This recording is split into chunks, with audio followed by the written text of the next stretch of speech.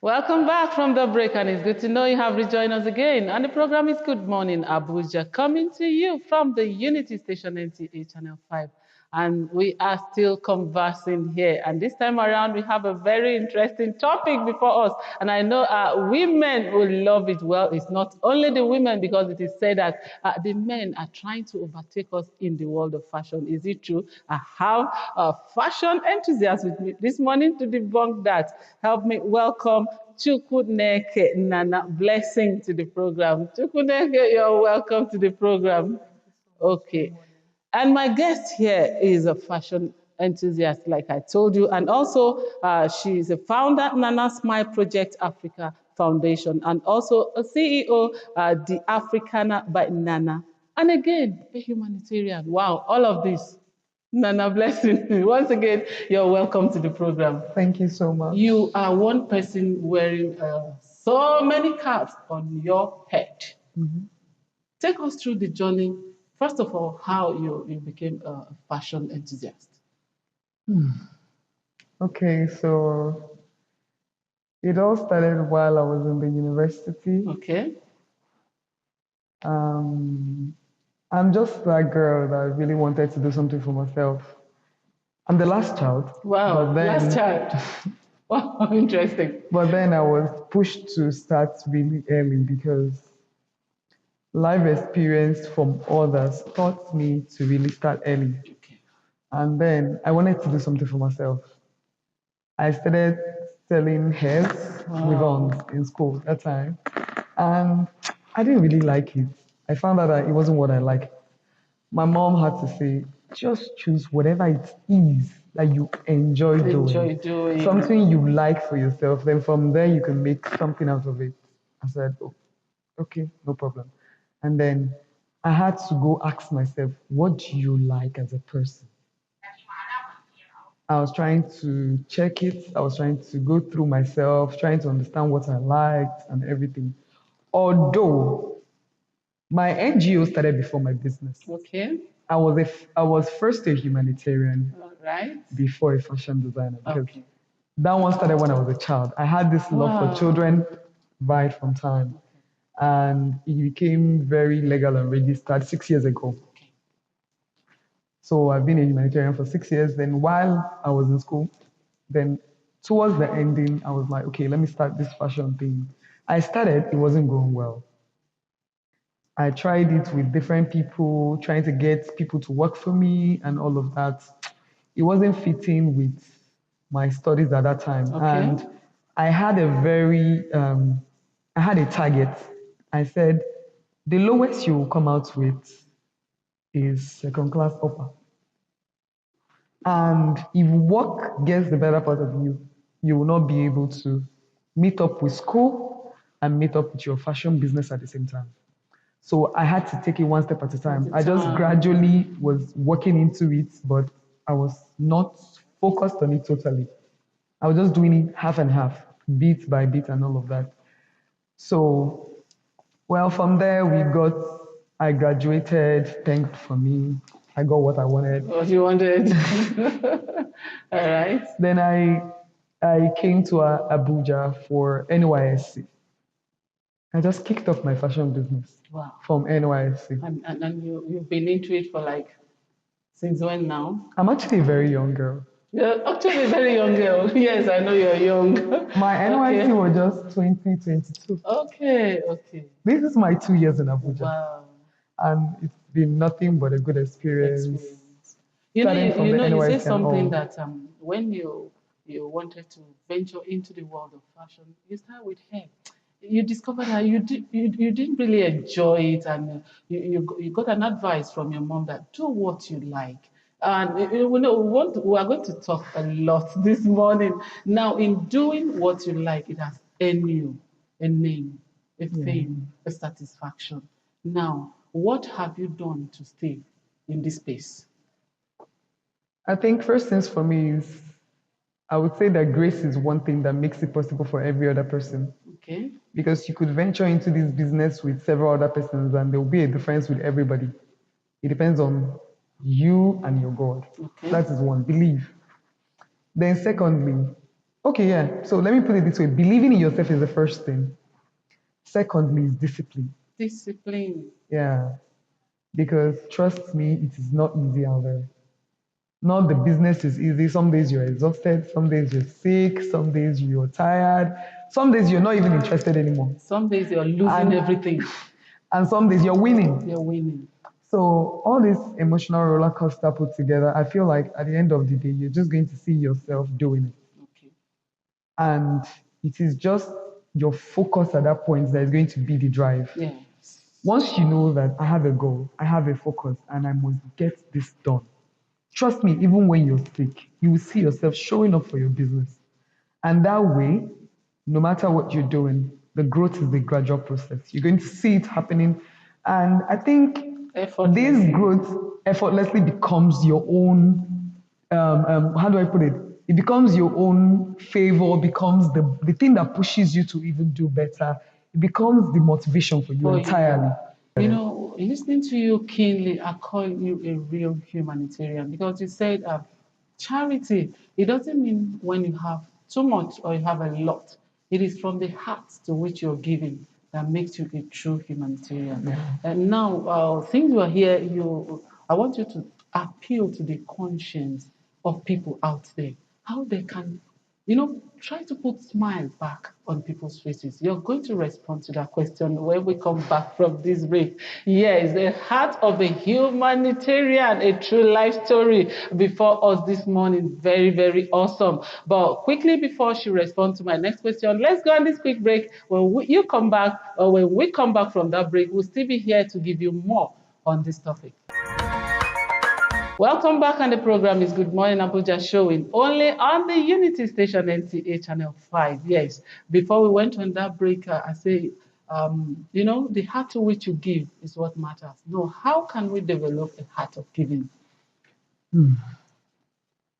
So I don't think this is a behavior you would force into people's life. Or you want to learn? It is a behavior that people will learn through gradual experience and process. You do not ever force people to give. And I don't think the act of kindness can be learned. It can be cultured. It's something you culture for yourself. It's just you making up your mind to say, I want to be a better person for someone. I want to lend my hand to someone. I want to be able to impact in a life. Impacting in other people's life is the main thing that drives you to want to do anything for anybody. Okay. When you see these kids out on the street, even if you don't do anything for them, do something that can cost them a smile. You know, when you said put a smile on someone's face, in an Smile Project African Foundation, my slogan says keep smiling. Keep smiling. Don't stop Now, smiling. the reason why this NGO came about is Okay. because I want to put smiles on the faces of every vulnerable child out on the street. They call me the voice of the street because anywhere you see me on the TV, on the radio, I'm always speaking for the children. I'm always lending my voice, wanting to. I even have a book Why named Her children? Voice. Why children? Well, when I say children, Okay. everyone is born out of a woman and you're Yes. someone's child. Okay. Now, this also stretches to the mother who gave birth to that child.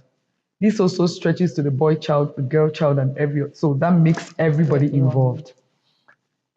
If you are able to touch a life and you can impact in this person, trust me, the joy that comes from this is second to none. Talking about the joy that comes from it, how is the satisfaction for you? Anytime you go out there, you clean that tears, you make people smile. What is that satisfaction for you? You know, when you're given the food you want to eat and you have it to your satisfaction, cool it down with Pull a it very down. chill drink. Chill Do drink. you know that feeling? Yeah. That's exactly how I feel. Oh, I feel fulfilled. I feel blessed. I feel maybe people should try to check some of our videos. They will understand the joy that comes with this thing. Every child, you could see a child crying, and then yeah, it is beyond my own. I don't even know how to say it. My imagination cannot put this together. But trust me, when I go out there and I cause any single person to smile, my day is made. wow. Any other thing you're telling me, Daddy, I'm just We smiling. need more and more of you in our world so that we keep smiling, like your slogan, right? But it's the truth. You don't Okay. have to have too much. Okay. Trust me. I tell people every day, someone could give 1 million naira to you and just say, oh my God, I just donated 1 million naira. Yes. That's it by the side. Out of the abundance, I just. Someone come and give you 1,000 naira. I want to show you a difference. Yeah. And I give you this 1,000 and say, trust me, this is all I've got. But I really wanted to give it to you. Two different people gave you something, two different amounts, two different influence, two different hearts at which they gave, two different characters. Do you know that the person who gave you that 1,000 gave you out of everything, but they really wanted to give you? They don't have, but they give you. Okay.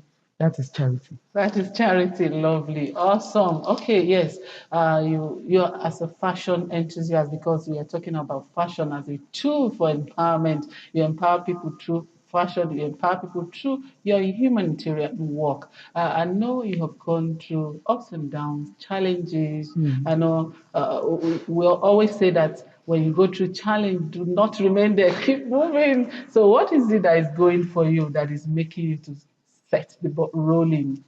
Um, well, fashion for us as an empowerment for the children. We have a project called One Child, One Skill. Okay, one child, one skill. Yes. So under there we have fashion, we have the bakery aspects, we have the mechanic, engineering, and all of that. Now, some children are not really book smart or not exposed to educational support, maybe going to the higher institution and all of that. And some of them will tell you that they want to learn this or learn that. And few of them don't even want to learn, but we make them learn. Because trust me, if I come today and give you money to do something, you will eat it and then that is it.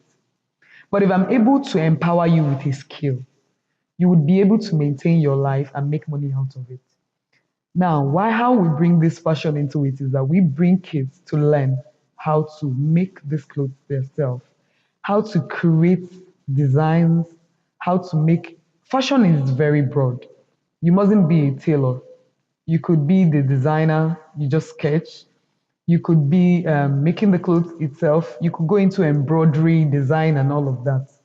Each and every one you learn out of this fashion makes you money. You know, there was a project we did. I said, I do not want to give anybody money to just go out there because the next time I come back, I will see you in the same condition. What we did was I put them into skills. Okay. Tell me each and every one of these, which one you can do. If you love the fashion world, we teach you. If you love the bakery world, we have volunteers. Wow. People who are doing this, they are ready to volunteer to teach you for free. Free. Wow. So, under that project, you are to learn it for free. It is only for you to decide if you want to You learn want it. it. Do you understand? So now we actually do this expecting each child to learn one particular skill. Trust me, it's not going to be easy. Not every child will learn, At all. but trust me, many of them would grab it. And by the time you come back, seeing the child you brought to this doing so well, that is the thing for you. You are Okay, this grateful. quickly your empowerment. Are you taking it to the rural communities or who are your target audience? The children out on the The streets are my children out main on the focus. street. Because Okay. trust me, if I could take a child out from the streets, moving around and Okay.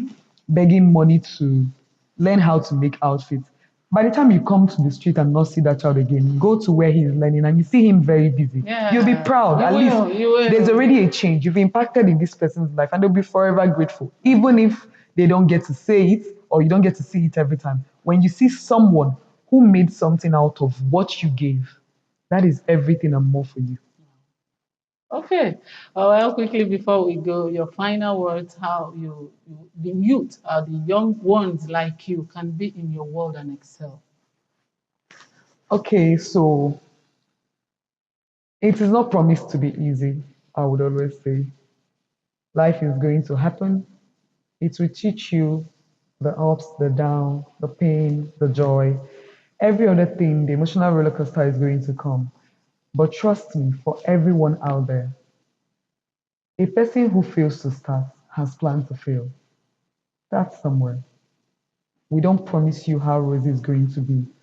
Sometimes your journey can be cracky, it might not be smooth as you want it, but as time goes on, let your journey and experience be your source of motivation to do better. Yes. Any day you get it wrong, try the next day, you're going to get it right. If you try a particular thing, it doesn't work out. I did it myself. Try Try something else. something else. But please discover the you in you. Your passion is the highest thing to build you to becoming a better person. Whatever it is you like, please go into it. Venture into it with everything you've got, your focus, your discipline, and every other thing. It will work out for you.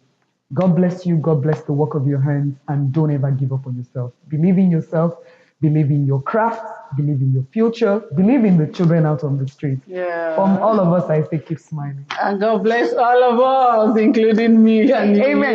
Yeah. Thank you Amen. so much, Chukuneke. Nana, blessing for coming on our show this morning. You really talked to my soul, and I have learned so much from, let me call it, your wealth of experience, and from the advice you give to all of us here, what you're doing in your space as a humanitarian and even in your work as a fashion enthusiast.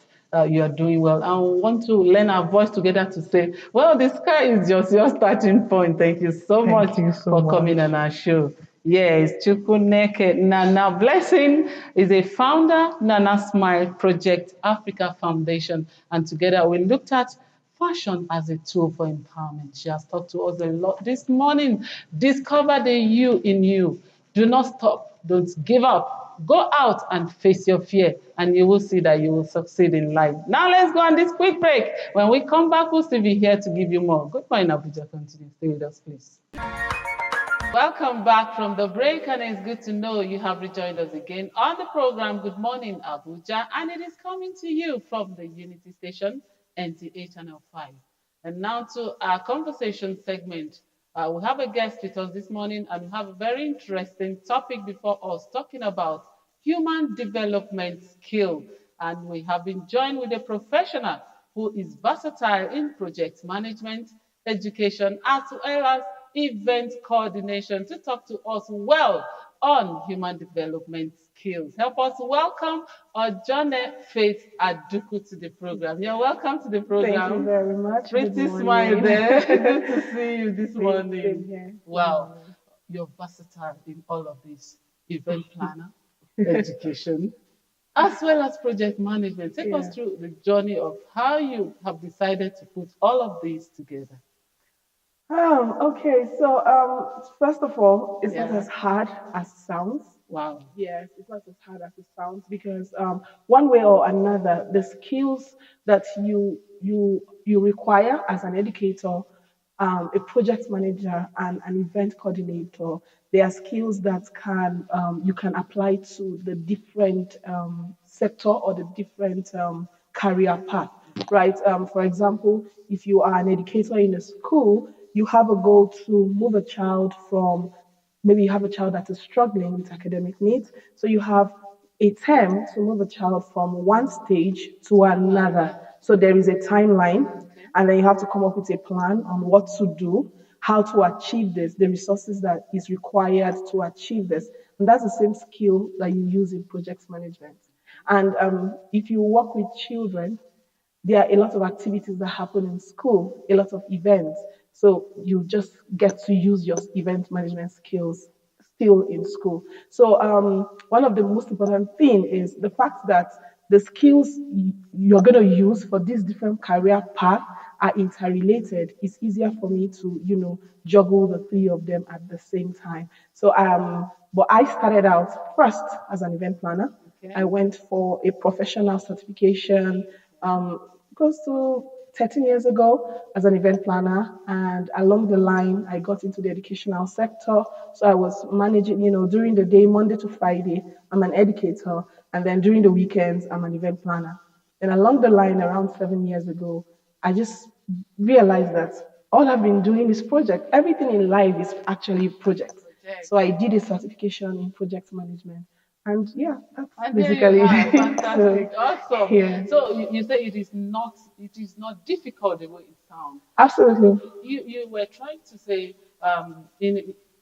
on a Monday you attend to children. Let's say by weekend you do other things. What do you in a day?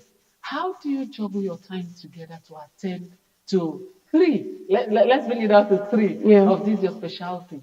Okay, so when it comes to juggling, the first thing I'm going to say is ensure that whatever it is that you're juggling are interrelated. Okay. So, because if they're not interrelated, it just looks like you have to put on a new and different personality when you're moving from one particular phase of what you do to another. So, like I mentioned earlier, because the skills are interwoven, it's easier for me to do, right? So, let me just run us through a typical Monday. So, because as an educator, though I'm no longer a classroom teacher, right? So, I'm currently in ed technology, which is educational technology, right? So, but when I was a classroom teacher, I know that I have been paid to work from 7 to 3 o'clock, right? So, whatever I do between the hours of 7:30 and 3 o'clock has nothing to do with anything else. So events will wait, project management will wait, and I like to call it counterbalancing, right? So I shut down every other aspect and focus so that I can bring in my 100. But the moment I step out of that school, don't ask me anything about the Anything about school the school? because You I are set put for this on one. the garment of a project manager, and an event coordinator. So if you can master the act of time management, Time management. productive That is the time next management, question. yes. Productive time management. Now, how can we manage our time? You know, to achieve anything at all we set before us to achieve. Um, the first I'm going to say, please stop scrolling aimlessly on social media. I had to say that. That's the first thing you want to do. Someone taught me something. He calls it the lion techniques. Now, if I ask you, the strongest animal in the world, you say is the The lion, lion. right? Yeah. And all my life, I used to think that a lion will wake up in the morning, go and hunt for food, then row all through the day. And the person now told me that I should go and read about the lion techniques. And that's when I realized that a lion actually sleeps for 21 hour daily.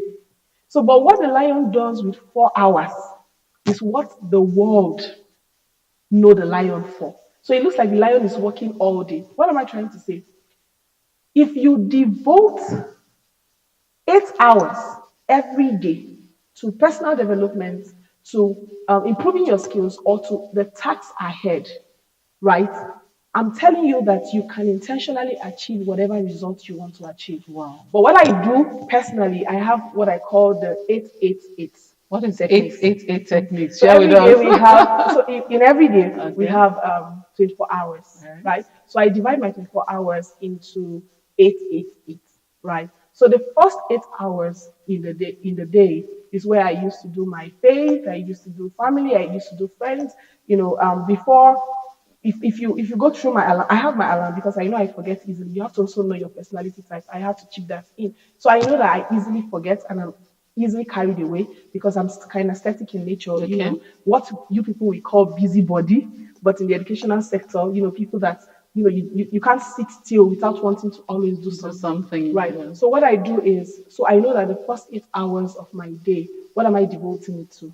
So if I say the first 8 hours, I'm going to do from 8 o'clock in the morning, because now my schedule is more flexible. So from 8 o'clock in the morning to the next 8 hours, I'm going to focus on work. And when I mean work, I mean work. So I am doing a task. But I will also advise that the first hour, you should use that first hour to itemize all the goals you want to achieve in 8 hours. Then the next 8 hours of the day, you use it to take care of yourself. That's where you talk about you want to have a skincare routine, you want to do exercise, you want to do whatever it is, you want to meditate, it's for you, you want to go out. And then the next 8 hours is friends, family, and faith. So in that 8 hours, you can decide to divide it 3, 3, 2, or however you want to divide it. So if you look at mine, I use 3 hours for my to develop my faith, which is my relationship with God. I use 3 hours. I have time for my mother. I have time for my family. I even down to on my daily routine, I have a time where I play Ludo with my younger sister. Wow. So I wrote it down there. So I divide my day into eight, eight, eight. I allow you to speak about all of this because we are learning. It's a process every day, Absolutely. and these are the wow. Let me call it a wow strategic keys that you have penned down Absolutely. intentionally Absolutely. to achieve your Oh, goals. absolutely. Because it's not easy. It's not Achieving your goals is easy. not easy. There are So, so many persons that have penned down their time yes. like that, but still they can't achieve so much. Now, I want to bring you down to this. We are in a technological Oh, age. absolutely. How do you think that technology, we can leverage on technology to help us achieve a lot of tasks that we have set before us to achieve? So first of all, you have to embrace technology. Okay. Embrace and technology is your friend. I mentioned eight is for work, but I Yes. can tell you that since 2, 3 years ago, I spend nothing more than 4 hours for a task. So let me give you, you have a lot of technological tools. For example, I'm a project manager. So rather than taking my phone and start calling all the people working on a project with me, hello, good morning, where are you on this project? There is a tool that can do that, that can give me real-time feedback. Asana is there, Trello is there. We also have Microsoft projects. You also have Monday.com. All of these tools, all I need to do is to log in and I'm seeing what everybody is It's doing on the doing, project. So yeah. I'm monitoring the timeline. So that now reduces the follow-up calls or going to the office or going to check on them. Number two, as an educator, what I do in the educational sector now is I manage people, I Okay. manage processes, and I Okay. develop policies, Wow. right? So in the past, I will sit down and you have to crack your head to pen down all the policies, right? But you have a lot of AI and AI tools that can help you. You just put in an idea. This is what you want to write about. It gives you the content and you can modify it to suit the needs of a client. Wow, So AI this is technology is awesome. This is really awesome. helping. You have given us the overview of what you can use technology to do, Absolutely. and now you are going to respond to some of the roles you play as a consultant to help empower educators and institutions. But that will be after our break. Let's All quickly right. go on this break. Yes, we are here and we are talking about human skill development. Let's quickly go on this break. When we come back, we'll still be here to give you more. Stay with us, please. Welcome back, and the program is Good Morning Abuja. If you just tune in, yes, before we went on that break, I said, as a professional, I want you to talk to us in the area of education, how you give back. Okay, so basically what I'm doing now is I'm giving back because Okay. I have been a teacher, been a principal, been admin, being HR. I think I like to call myself a utility staff in the educational Wow. sector because I have gone through from classroom Oh, to management, back and forth, and all of that. And one of the ways I'm giving back right now is that I'm using first the wealth of my experience and then problems that I saw and have figured out the solution. So I have packaged it into strategies, which is what I am giving back to schools right now. So, like I mentioned previously, I manage the people in schools because I'm not coming to manage based on a book that I have read. Yes, it's good to to read. read. However, I was also part of these So you people. are coming from Exactly. years of experience. Experience. So Yes. I manage the people, I manage the processes. So because I believe that schools should be structured, right? So if those processes are not in place, you will not achieve the result. Because At if you all. agree with me, beyond the 1+1 we learned in school, there's some behaviors that you have right now that were modified in the In schools the that you school, went yeah. to, right? And that was modified based on the policies and the practices that they have. So I'm helping schools to build their people, to build their practices, and most importantly, to build their processes. Wow, Yes. this is awesome. This is awesome. Now, let me take you through planning process. I know you've talked about it when you're trying to respond to our first question, because in life, if you don't plan, You, you have failed already. absolutely. Take us through the planning process into achieving any set goals. Okay, so we are really big on planning, but before I answer your question, there's something I want to say about planning. Okay. The moment you you have a vision and you want to achieve that vision. I want you to think about the next 5 years. In the next 5 years, how will you feel if you look at that vision and you did not achieve it? Achieve it. Right? Yeah. So you might be sitting down in your house right now and you're wondering that you are 40 years old and you don't have a university degree. Guess what? In the next 4 years, you're going to be 44. Well, how do you want to be 44? With a degree or without a degree? So the stages in planning a vision, a project, an idea is first of all, which is the initiation. When you catch the vision, you walk around what I call the objectives of the vision. You're looking at the vision holistically, the idea, the project holistically. You are doing all your visibility study, Studies, yeah. everything that has to do with it. That's the first stage. Then the next stage is the planning phase. In the planning phase, there you are studying the scope of the project, right? And then in the cost, that's where you now talk about the budget. That's where you now talk about the resources that you need. It can be people, it can be things, human resources, and whatever resources that you want to. That's where you put all of this together in the planning phase. Okay. The next phase is the implementation phase, Implementation. Very where you important. now have. Now, this is the part that is very difficult, right? Because people will plan, they will gather all the resources. When it's time to move, a lot of, for whatever reason, some it can be laziness, some it can be fear. Most times, Procrastination. procrastination. Yes. Most times, it's even fear Fear. of the unknown, right?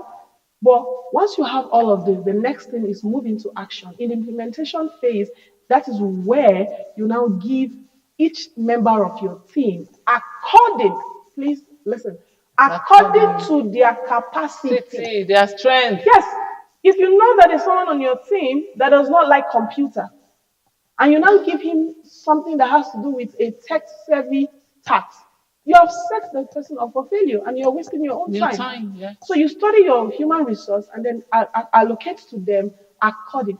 And don't let it be very realistic. Something that you know is going to take 2 years. Don't think that because you're excited about it, I want Can to make it finish happen in in 2 2 days. months. No matter how intelligent you are, Yeah. it will take you 4 years to get your degree, isn't it? So you have to, go with the timeline and everything. Then during the implementation, there is what we call monitoring and evaluation. Evaluation. As a project manager, you don't set that ball and go and sleep. You have to sit up to ensure that everything that everybody is doing is meeting the required standard and the required quality that you want. Now, coming from your wealth of experience, going if I allow you to talk, you keep talking and talking. Now, you mentioned something, and I want us to really hit on it because we are here to give back to the society. Absolutely. Now, you talked about fear of unknown. Now, what do you think should be put? Can one be intentional about to help you out of the fear of the unknown? There are so many projects we want to do, but the fear is there. Yeah, so the truth is that fear is not going to go anywhere. Dangote is afraid, Olumelu is afraid, or worse, they were afraid at some point in their lives. Everybody is afraid. But what is courage? Courage is moving despite fear, right? So I want us to be more afraid about being poor, not being able to afford the kind of life we want to live, and not achieving our goals. That should be a greater fear compared to the fear that will keep you down from achieving the goal, right? What's the worst that can happen? You fail. Uh-huh. Before I even started all of these things that I was doing, I used to sell okrika. I will go to a market, buy, bring. No, sometimes nobody will buy. There was another time I would make meat pie, take to some plaza, they will reject it. I remember I'll be walking Banex Express, I'll start laughing because I was not afraid of rejection, That is you. right? The resilience was there. So you have to tell you know why I was not afraid of rejection? Because I was more afraid of poverty. I was more afraid of not achieving my goals. So those fears, they were greater than the fear of failure, rejection, than the fear of just make up your mind, right? That you and there are things that you will never know, you will never see, you will never achieve if you don't start moving. Wow, having said all of this, and you have so demystified it and you've simplified everything that go out there, face your fears. Absolutely. In all of these, I know you have gone through a lot of Ooh, challenges. tell me about As to round up quickly, you tell us how we can manage our challenges and overcome it, and your advice before I let you go. Okay, so number one, especially if you're living in Nigeria, don't look like your challenges. Don't look at Everybody is it. going through challenges, and I want you to also learn to embrace challenges as part of life. We can't do life without challenges. So if you know that challenges are going to remain a constant, you have to now build resilience. But whenever these challenges come, Come. how do you maneuver it? And don't personalize challenges. Don't say, "Oh, God does not like me. That's why I'm going through this. Oh, life is so hard for me." No, if it's happening to you, it's happening to other people. So it's not about just you. It's just your path. So just say that to yourself and build resilience to overcome. And my advice to everybody is set the goal, plan the goal, and just trust me. I wish I can say more, but I'm saying this from the depth of my heart. Just move. Move. The moment you start moving, things will begin to fall into place. Places. People will start standing up to back you up. Resources will start coming. Organization will start looking for you. But before you move, ensure you have what it takes.